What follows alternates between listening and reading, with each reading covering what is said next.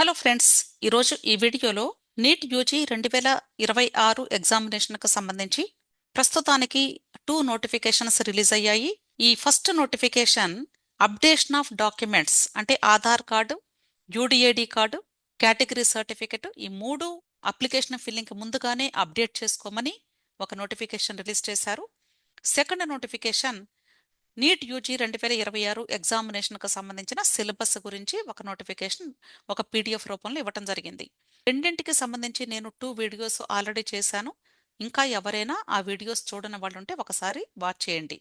అయితే ఇక్కడ updation of డాక్యుమెంట్స్లో Aadhaar card, UDID card, category certificate ఈ మూడు ఎలా అప్డేట్ చేసుకోవాలి, ఆ డాక్యుమెంట్స్కి సంబంధించినటువంటి డౌట్స్ను కూడా క్లారిఫై చేయాలి అనే ఉద్దేశంతో ఈ రోజు ఈ వీడియోని మీకు ప్రొవైడ్ చేస్తూ ఉన్నాను. ఇక్కడ మీరు గమనించినట్లయితే మనకి మెయిన్ ఏ డాక్యుమెంట్స్ని అప్డేట్ చేసుకోవాలి, అసలు NEET UG examination application filling టైంలో ఏ డాక్యుమెంట్స్ని మనం అప్లోడ్ చేయాలి, దీనికి సంబంధించి క్లారిఫికేషన్ ఇవ్వాలి అనుకుంటున్నాను. మీరు నీట్ యూజీ 2026 అప్లికేషన్ ఫిల్లింగ్ టైంలో రిజిస్ట్రేషన్ ప్రాసెస్ స్టార్ట్ చేసినప్పుడే మీ యొక్క ఐడి ప్రూఫ్తో రిజిస్ట్రేషన్ చేసుకోమని అడుగుతుంది. అక్కడ మీరు ఏ టైప్ ఆఫ్ ఐడి ప్రూఫ్ని యూజ్ చేసి రిజిస్ట్రేషన్ చేసుకుంటారు అనే దానికి ఇక్కడ లిస్ట్ ఆఫ్ ఐడి ప్రూఫ్స్ కూడా ఇచ్చారు. అయితే నేను అందరినీ కూడా సజెస్ట్ చేసేది ఏంటంటే అందరూ కూడా ఆధార్ కార్డుతో రిజిస్ట్రేషన్ చేసుకుంటే బెటర్. కాబట్టి ఇక్కడ చూజ్ ఐడెంటిటీలో ఆధార్ కార్డ్ని మీరు చూజ్ చేసుకుంటారు. చూజ్ చేసుకున్న తర్వాత ఆధార్ కార్డుకు సంబంధించినటువంటి డీటెయిల్స్ ఇక్కడ ఎంటర్ చేయాలి. అయితే మీరు ఇప్పుడు ఇచ్చేటువంటి ఆధార్ కార్డుకు సంబంధించిన డీటెయిల్స్ ఇచ్చే ముందు ప్రతి ఒక్క స్టూడెంట్ కూడా చెక్ చేసుకోవాల్సింది మెయిన్ స్టూడెంట్ యొక్క పేరు. స్టూడెంట్ యొక్క పేరు ఎలా ఉండాలి అంటే 10th క్లాస్ మార్క్స్ లిస్ట్ మీద ఎలాగైతే ఉంటుందో అదే మాదిరిగా ఆధార్ కార్డు మీద ఖచ్చితంగా ఉండాలి. ఇక్కడ మీకు ఎగ్జాంపుల్ కూడా ఇచ్చాను చూడండి. అంటే శాంపుల్గా నేను ఒక పేరు టైప్ చేశాను. పట్నం రామిరెడ్డి అని ఉంది 10th క్లాస్ మార్క్స్ లిస్ట్ మీద. ఇక్కడ పట్నం తర్వాత స్పేస్ ఉంది, రామి తర్వాత స్పేస్ ఉంది. అయితే మీరు ఆధార్ కార్డు మీద కూడా సేమ్ పట్నం తర్వాత స్పేస్ ఉండి, రామి తర్వాత స్పేస్ ఉండి ఉందా లేదా కరెక్ట్గా అనేది చెక్ చేసుకోవాలి. ఒకవేళ కానీ ఇలా కాకుండా ఇక్కడ క్రింద ఒక 4 టైప్స్ ఇచ్చాను నేను.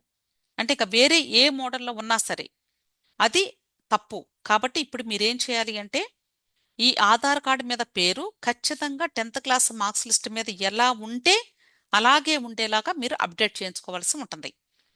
ఇంకొకటి ఏంటంటే స్టూడెంట్ యొక్క ఫోటో. స్టూడెంట్ యొక్క ఫోటో ఇక్కడ నేను అంటే ఆధార్ కార్డు ప్రైవసీ కాబట్టి నేను పెట్టలేదండి. చాలా మంది స్టూడెంట్స్ చిన్న వయసులో తీయించుకున్నటువంటి ఫొటోసే ఉంచుకుంటారు. అంటే అప్డేట్ చేయించుకొని ఉండకపోవచ్చు.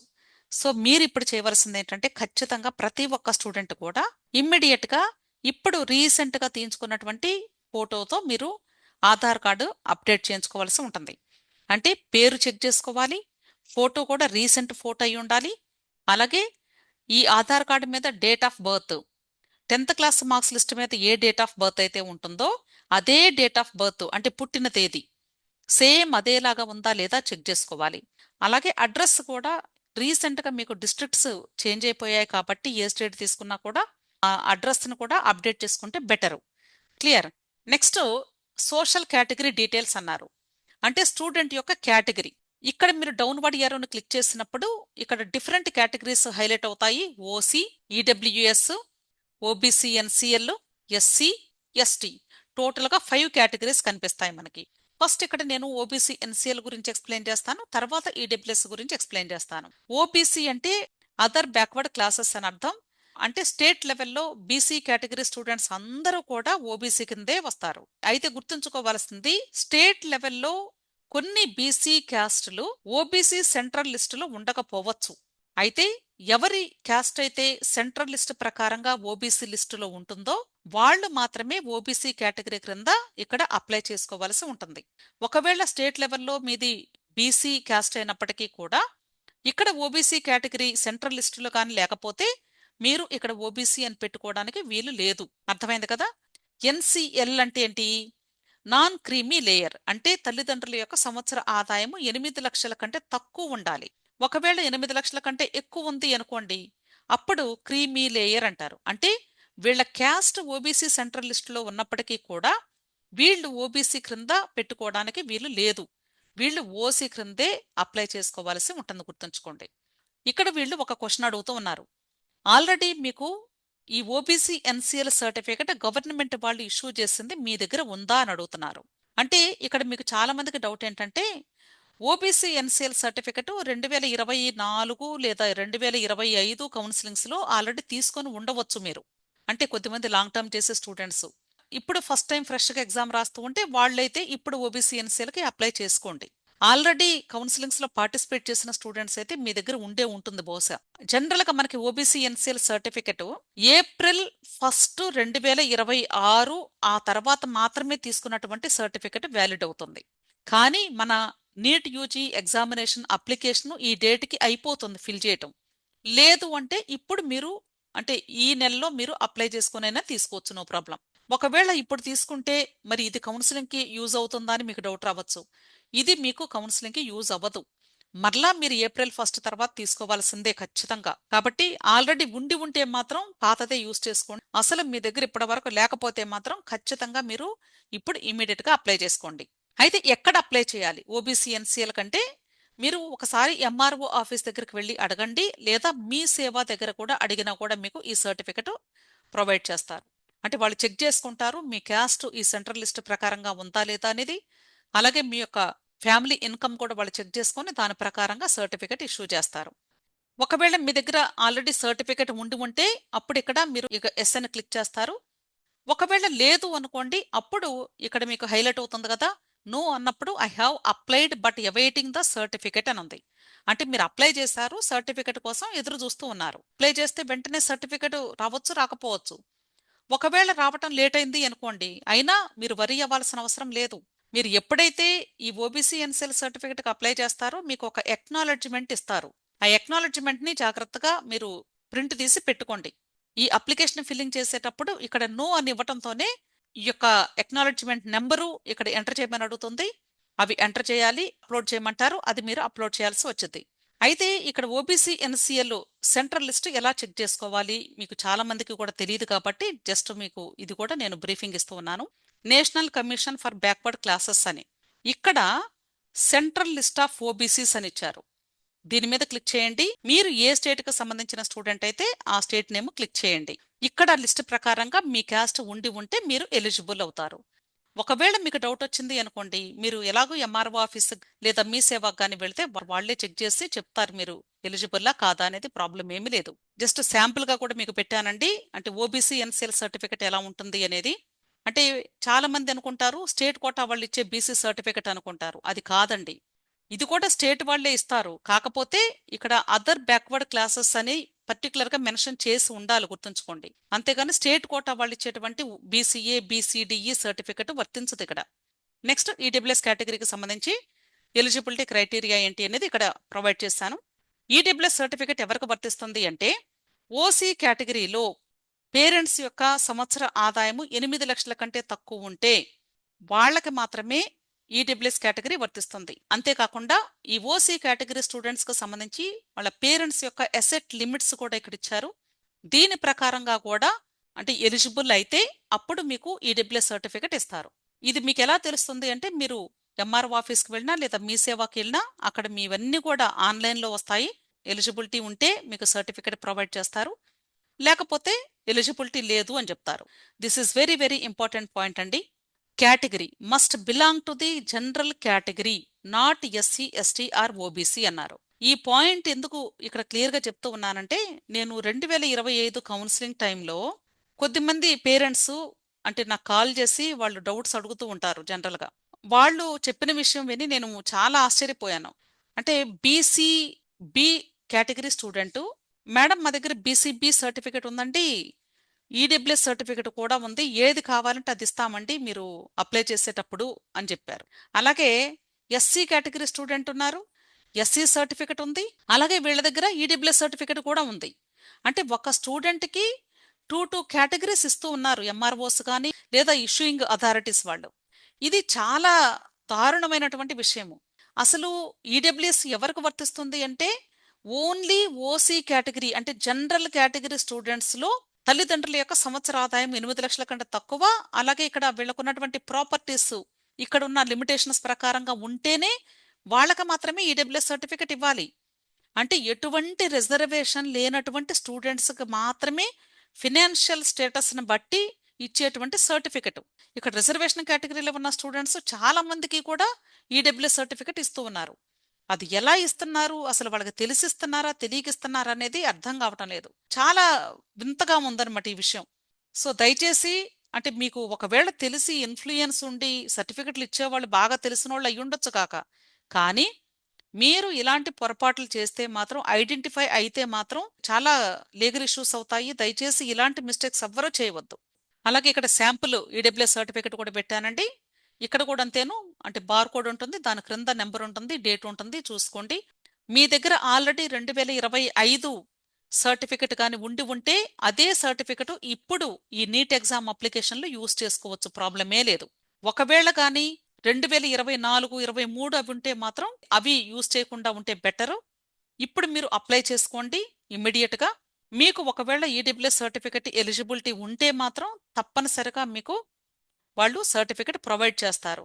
ఒకవేళ సర్టిఫికెట్ ఇష్యూ చేయడానికి లేట్ అవుతుంది అంటే మీకు ఎక్నాలెడ్జ్మెంట్ ఇస్తారు అని చెప్పాను కదా, అంటే మీరు అప్లై చేసినట్టు ఒక రిసిప్ట్ ఇస్తారు.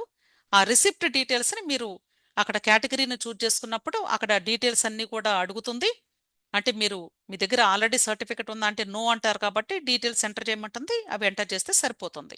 సర్టిఫికెట్ ఉన్న వాళ్ళైతే ఈ నెంబర్స్ ఎంటర్ చేస్తే సరిపోతుంది. క్లియర్? నెక్స్ట్ సేమ్ ఇది కూడా అంతేనండి. ఈడబ్ల్యూఎస్ సర్టిఫికెట్ కూడా ఇప్పుడు మీరు తీసుకున్నా సరే ఇది కౌన్సిలింగ్ అయితే వ్యాలిడ్ కాదు. ఎందుకంటే April 1, 2026 తర్వాత తీసుకున్నటువంటి సర్టిఫికెట్ మాత్రమే కౌన్సిలింగ్కి వ్యాలిడ్ అవుతుంది, గుర్తుంచుకోండి. నెక్స్ట్ పీడబ్ల్యూడీ కేటగిరీ స్టూడెంట్స్కి సంబంధించింది. మీరు పీడబ్ల్యూడీ కేటగిరీకి సంబంధించిన స్టూడెంట్ అయితే ఇక్కడ ఎస్ఆర్ నో అని సెలెక్ట్ చేసుకోవాల్సి ఉంటుంది. ఒకవేళ మీకు పీడబ్ల్యూడీ ఉంటే మాత్రం తప్పనిసరిగా మీ దగ్గర ఆల్రెడీ యూడిఐడి కార్డు ఉండే ఉంటుంది, లేదా ఇప్పటి వరకు మీరు తీసుకొని ఉండకపోతే యూడిఐడి కార్డుకి ఇమ్మీడియట్గా అప్లై చేసుకోండి. అలాగే ఒకవేళ మీ దగ్గర ఆల్రెడీ యూడిఐడి కార్డు కానీ ఉంటే దాని మీద వ్యాలిడ్ డేట్ ఉందా లేదా అనేది చెక్ చేసుకోండి. అంటే ఏ డేట్ వరకు అది వ్యాలిడ్, ఇప్పుడు మీరు అప్లికేషన్ ఫిల్లింగ్ చేసే నాటికి అది వ్యాలిడా కాదా అనేది కూడా జాగ్రత్తగా చెక్ చేసుకోండి. లేదా ఇప్పుడు రెన్యూ చేసుకోవాల్సి ఉంటే రెన్యూ చేయించుకోండి. అలాగే ఆల్రెడీ మీ దగ్గర డిజబిలిటీ సర్టిఫికెట్ ఉండే ఉంటుంది, ఆ సర్టిఫికెట్ కూడా మీ దగ్గర వ్యాలిడ్ సర్టిఫికెట్ ఉందా లేదా, మీకున్నటువంటి ప్రాబ్లమ్కి సంబంధించినటువంటి ఇన్ఫర్మేషన్ అంతా క్లియర్గా ఉందా లేదా చెక్ చేసుకొని లేకపోతే ఇప్పుడైనా అప్లై చేసుకోండి. మీరు డాక్యుమెంట్స్ అప్లోడ్ చేసేటప్పుడు తప్పనిసరిగా అప్లోడ్ చేయాల్సి ఉంటుంది. క్లియర్? నెక్స్ట్ ఇప్పుడు ఈ నీట్ ఎగ్జామ్ అప్లికేషన్ టైంలో మీరు ఏ డాక్యుమెంట్స్ని అప్లోడ్ చేయాలి అయితే డాక్యుమెంట్స్ని అప్లోడ్ చేసే ముందు కొన్ని ఇమేజెస్ను కూడా మీరు అప్లోడ్ చేయాల్సి ఉంటుంది. ఫస్ట్ది passport size photograph, second finger prints, తర్వాత signature. First passport size photograph చూసినట్లయితే ఈ passport size photograph background white colour మాత్రమే ఉండాలి. స్టూడెంట్ ఫేస్ ఈ ఫోటోలో 80% కనిపించేలాగా తీయించుకోవాలి. అలాగే ఈ ఫోటో మీద స్టూడెంట్ యొక్క పేరు, ఏ రోజు ఈ ఫోటో తీయించుకుంటున్నారు అనేది కూడా ప్రింట్ వేయించుకోండి. అలాగే మీరు నీట్ ఎగ్జామ్కి వెళ్లే రోజు పోస్ట్ కార్డ్ సైజ్ ఫోటో కూడా తీసుకుని వెళ్లాల్సి ఉంటుంది. అంటే ఇదే ఫోటోగ్రాఫ్ని పోస్ట్ కార్డ్ సైజ్ అంటే నీట్ ఎగ్జామ్ కంటే ఇస్తారు, అది ఒక 2 కాపీస్ తీయించుకొని రెడీగా పెట్టుకోండి. అలాగే ఈ పాస్పోర్ట్ సైజ్ ఫోటో కూడా సేమ్ ఫోటోని మీరు ఎగ్జామ్ హాల్ కూడా తీసుకుని వెళ్ళాలి, కాబట్టి కనీసం ఒక 10 కాపీస్ మీరు ప్రింట్స్ వేయించి రెడీగా పెట్టుకోండి. క్లియర్? నెక్స్ట్ అలాగే left and right hands fingers and thumb impressions అన్నారు. బుక్ స్టాల్లో మీకు ఇంక్ ప్యాడ్ అమ్ముతారు, ఆ ఇంక్ ప్యాడ్ తీసుకొని ఇంక్ అప్లై చేసి ఈ ఫింగర్స్ కి A4 సైజ్ పేపర్ మీద మీరు ప్రింట్ వేయాల్సి ఉంటుంది. ఆ ప్రింట్ వేసిన తర్వాత దాన్ని స్కాన్ చేసి అప్లోడ్ చేయాలి. డాక్యుమెంట్స్ అప్లోడ్ చేసేటప్పుడు డాక్యుమెంట్స్ అన్ని ఈజీగానే అప్లోడ్ అవుతాయి, కానీ ఫింగర్ ప్రింట్స్ దగ్గర ఫోటో దగ్గర చాలా ఇబ్బంది పెట్టింది. కాబట్టి మీరు చేయాల్సింది ఏంటంటే ఫింగర్ ప్రింట్స్ మాత్రం వీలైతే ఒక 2-3 పేపర్స్ మీద డిఫరెంట్ గా మీరు తీసుకుంటే ఏదో ఒకటి మీకు హెల్ప్ అవుతుంది. అలాగే నెక్స్ట్ సిగ్నేచర్ కూడా అంతేనండి. వైట్ పేపర్ మీద స్టూడెంట్ సంతకం చేసి దాన్ని స్కాన్ చేసి ఇక్కడ అప్లోడ్ చేయాల్సి ఉంటుంది. అలాగే పోస్ట్ కార్డ్ సైజ్ ఫోటో అన్నారు. ఆల్రెడీ ఇంతకు ముందు చెప్పాను, passport size photograph, post card size photograph రెండు తీపించుకోమని చెప్పాను. ఇక్కడ పోస్ట్ కార్డ్ సైజ్ ఫోటోగ్రాఫ్ అంటే సైజ్ మాత్రమే ఇక్కడ వేరియేషన్ ఉంటుందండి. ఇంతకు ముందు మీరు ఏ ఫోటోనైతే స్కాన్ చేసి పెట్టుకున్నారో ఆ ఫోటోనే ఈ సైజుకి రీసైజ్ చేసుకొని 10 to 200 కిలోబైట్స్ మధ్యలో ఉండేలాగా రీసైజ్ చేసుకొని దాన్ని అప్లోడ్ చేసినా సరిపోతుంది, ప్రాబ్లం ఏమీ లేదు.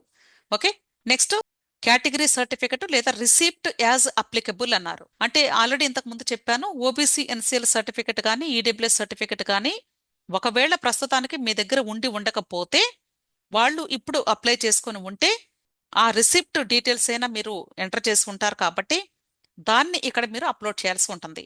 లేదా ఆల్రెడీ ఇంతకుముందు సంవత్సరాంతం మీ దగ్గర ఉంటే అది సర్టిఫికెట్ని మీరు అప్లోడ్ చేసినా ప్రాబ్లం లేదు. అది ఎస్సీ ఎస్టీ కేటగిరీ స్టూడెంట్స్ అయితే ఆల్రెడీ మీ దగ్గర అంటే 2025 ముందు ఉన్నటువంటి సర్టిఫికెట్ అయినా పర్లేదు, అది మీరు అప్లోడ్ చేస్తే సరిపోతుంది. Clear. Next 10th class marks sheet అన్నారు, అంటే 10th క్లాస్ మార్క్స్ లిస్ట్, దాన్ని మీరు పీడిఎఫ్ రూపంలో అప్లోడ్ చేయాల్సి ఉంటుంది. నెక్స్ట్ అప్లోడ్ 10th సర్టిఫికెట్ అన్నారు, ఇక్కడ 10th మార్క్స్ షీట్ అన్నారు, ఇక్కడ అప్లోడ్ 10th సర్టిఫికెట్ అన్నారు. దాదాపుగా రెండు ఒకటేనండి, ప్రాబ్లం ఏమీ లేదు. ఇదే మరలా మీరు రీఅప్లోడ్ చేసినా సరిపోతుంది, కాకపోతే పేరు మారిస్తే సరిపోయింది. ఇక్కడ పేరు ఎలా మార్చాలి అనేది కూడా ఇక్కడ ఉంటుందండి. వాళ్ళు ఇన్స్ట్రక్షన్స్ ఇస్తారు, ఆ ఇన్స్ట్రక్షన్స్ ప్రకారంగా మీరు ఇక్కడ నేమ్ని అంటే రీనేమ్ చేసి మీరు అప్లోడ్ చేయాలి. ఇక్కడ పేరు మార్చకపోతే అవి అప్లోడ్ అవ్వవు, గుర్తుంచుకోండి. ఓకే. సో ఇక్కడ 10th సర్టిఫికెట్ అన్నప్పుడు మీ దగ్గర ఒకవేళ 10th స్టడీ సర్టిఫికెట్ ఉంటే అది అప్లోడ్ చేసినా ప్రాబ్లం లేదు, లేదా మార్క్స్ షీట్ని మరలా మీరు రీఅప్లోడ్ చేసినా ప్రాబ్లం లేదు. ఈ రెండు సేమ్ ఉన్నా పర్లేదు, లేదా ఇక్కడ మార్క్స్ షీట్ ఇక్కడ స్టడీ సర్టిఫికెట్ అప్లోడ్ చేసినా ప్రాబ్లం లేదు. Clear. Next upload present address and permanent address proof document అన్నారు. ఆల్రెడీ మీ దగ్గర ఆధార్ కార్డు ఉండే ఉంటుంది, ఆధార్ కార్డుని అప్లోడ్ చేస్తే సరిపోతుంది. జనరల్గా మీరు అప్లికేషన్ ఫిల్లింగ్ టైంలో ప్రెజెంట్ అడ్రస్కి పర్మనెంట్ అడ్రస్కి సేమ్ అడ్రస్ ఇచ్చేయండి, ఆధార్ కార్డు మీద ఏది ఉంటే అది ఇచ్చేయండి, ప్రాబ్లం లేదు. కాబట్టి ఇక్కడ ఆధార్ కార్డుని అప్లోడ్ చేస్తే సరిపోతుంది. ఎందుకంటే మీకు అసలు ఈ నీట్ ఎగ్జామ్కి సంబంధించి కానీ తర్వాత జరిగే కౌన్సిలింగ్స్లో కానీ పోస్ట్ ఏది కూడా రాదు మీ ఇంటికి. కాబట్టి మీరు అసలు అడ్రస్ గురించి భయపడాల్సిందే లేదు. ఒకవేళ మీ దగ్గర రెండు సపరేట్గా ఉంటే రెండింటిని కలిపి మెర్జ్ చేసి సింగిల్ పీడిఎఫ్ చేసి ఇక్కడ అప్లోడ్ చేయండి. ఇవన్నీ కూడా ఎందుకు ముందుగానే చెప్తూ ఉన్నానంటే చాలా మంది దగ్గర కూడా సర్టిఫికెట్స్ ఉండుండకపోవచ్చు బహుశా. కాబట్టి ప్రతి ఒక్కరు కూడా దయచేసి సర్టిఫికెట్స్ ఇప్పుడు ఇక్కడ ఈ నీట్ ఎగ్జామ్ అప్లికేషన్ ఫిల్లింగ్కి సంబంధించి ఏ ఏ సర్టిఫికెట్స్ కావాలి, అలాగే ఇమేజెస్ ఏమి రెడీ చేసుకోవాలి, ఇవన్నీ కూడా ముందుగానే మీరు రెడీగా పెట్టుకుంటే అప్లికేషన్ ఫిల్లింగ్ టైంలో లేట్ అవ్వకుండా ఇన్ టైంలో ఎటువంటి పెనాల్టీ లేకుండా చక్కగా సబ్మిట్ చేసుకునే అవకాశం లభిస్తుంది, గుర్తుంచుకోండి. క్లియర్. ఇంకా ఏదైనా డౌట్స్ ఉంటే టెలిగ్రామ్ గ్రూప్ ఉందండి, టెలిగ్రామ్ గ్రూప్ లింక్ నేను వీడియో క్రింద డిస్క్రిప్షన్లో ఇస్తున్నాను. ఆ గ్రూప్లో జాయిన్ అయినట్లయితే మీకు ఏ డౌట్ వచ్చినా క్లారిఫై చేసే అవకాశం లభిస్తుంది. కాబట్టి టెలిగ్రామ్ గ్రూప్లో జాయిన్ అవ్వడానికి ప్రయత్నించండి. విష్ ఆల్ ది బెస్ట్ అండి. వీడియో నచ్చితే లైక్ చేయండి, మీ ఫ్రెండ్స్కి కూడా షేర్ చేయండి, అలాగే నా ఛానల్ తప్పకుండా సబ్స్క్రైబ్ చేసుకోండి. Thank you.